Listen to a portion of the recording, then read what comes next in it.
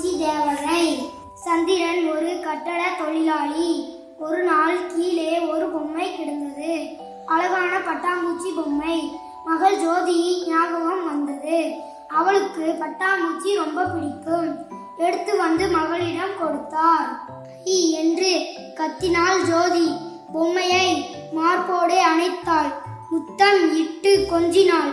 அழகாக இருக்கு, கழுவி விட்டு விளையாடு ஜோதி. அப்பா சொன்னார். ஜோதி பொம்மையை சுத்தம் செய்தாள். அப்போதுதான் அத்தை கவனித்தாள். ஒரு பக்க இறகை கிழிந்திருந்தது. ஆனால் அதை மிகவும் பிடித்திருந்தது. எந்த நேரமும் கையில் வைத்து இருந்தாள். பட்டாம்பூச்சியை தேவதை என்று அழைத்தாள். தேவதையோடு தினமும் பேசினாள், கதை சொன்னாள். பக்கத்து வீட்டு ஆசிமா இருந்தாள். இருவரும் சேர்ந்து விளையாடினர். ஒரு நாள் ஆசிமா யானை பொம்மை கொண்டு வந்தாள்.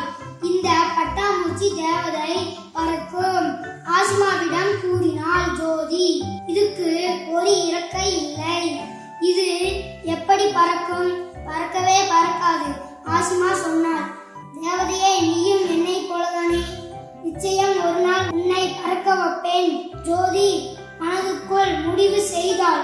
அம்மாவிடம் பழைய துணி வாங்கினாள். அதை இறக்கையாக தைத்தாள். உனக்கு இறகை வந்துவிட்டது, இனி நீ ஜாலியாக பறக்கலாம் ஜோதி தேவதையிடம் சொன்னாள். ஆனால் அது பறக்கவில்லை. இறக்கை தைத்தால் என்னால் பறக்க முடியும். உன்னால் ஏன் வேகமாக நடக்க முடியாது? பட்டாம்பூச்சி கேட்டது. திடீரென்று அது பேசியதை கேட்ட ஜோதிக்கு ஆச்சரியம். வேகமாக நடப்பது என்ன? ஓடக்கூட முடியும் என்று மருத்துவர் சொன்னார். ஆனால் எனக்கு தான் பயம். ஜோதி சொன்னாள். உனக்கு அருணிமா சின்ஹா அக்காவை தெரியுமா? பட்டாம்பூச்சி கேட்டது. தெரியாது. யார் அது? ஜோதி கேட்டாள். அவருக்கும் செயற்கை கால் பொருத்தி இருக்கிறார். அவர் மிக பெரிய சாதனையார். அவர்தான் இந்தியாவில் எவரெஸ்ட் சிகரம் ஏறிய முதல் மாற்றுத்திறனாளி பெண். பட்டாம்பூச்சி ஜோதியிடம் சொன்னது. என்னது, எவரெஸ்ட் சிகரமா? எவ்வளவு உயரமான சிகரத்தில் எப்படி ஏறினார்? ஜோதி ஆச்சரியமாக கேட்டாள். தன்னால் ஏற முடியும் என்ற தன்னம்பிக்கை, அதுதான் அவரை ஏற வைத்தது. பட்டாம்பூச்சி சொன்னது.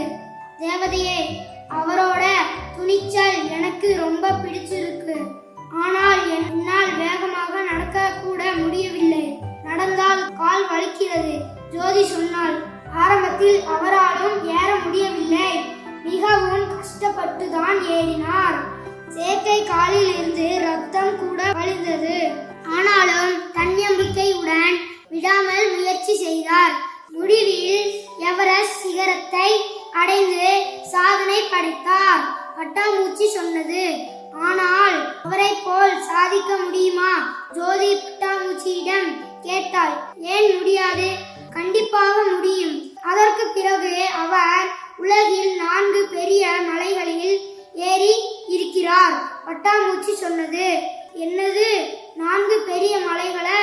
ஆச்சரியமாக இருக்கிறதே. ஜோதி சொன்னாள்.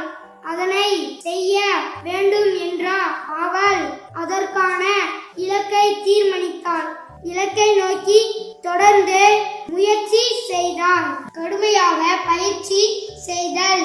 இந்த 4ஐயும் செய்தால் எல்லாரும் எல்லாம் செய்ய முடியும். பட்டாம்பூச்சி ஜோதியிடம் சொன்னது. அருணிமா அக்காவின் இலக்கு என்ன? ஜோதி பட்டாம்பூச்சியிடம் கேட்டாள். மொத்தம் 7 மலை ஏறும் இலக்கு. இன்னும் 3 மலை ஏற பயிற்சி எடுக்கின்றாள். பட்டாம்பூச்சி ஜோதியிடம் சொன்னது. என்னாலும் சாதிக்க முடியும். கண்டிப்பாக முடியும். எனக்கான இலக்கை தீர்மானிக்கின்றேன். அதற்காக முயல்கிறேன். முடியாது என்பது இந்த உலகிலே இல்லை என்ற உண்மையை புரிந்து கொண்டேன். ஜோதி சொன்னாள். அடுத்த நாள் கிறிஸ்துமஸ் முதல் நாள் இரவு விளையாட்டு போட்டி ஆரம்பித்தன. முதலில் ஓட்ட பந்தயம். ஜோதியும் போய் நின்றாள். எல்லாருக்கும் ஆச்சரியம். ஜோதி கையில் பட்டாம்பூச்சி. தேவதையே, என்னால் ஓட முடியும், பார்க்கிறாயா என்றால் அவள் ஓட ஆரம்பித்தாள்.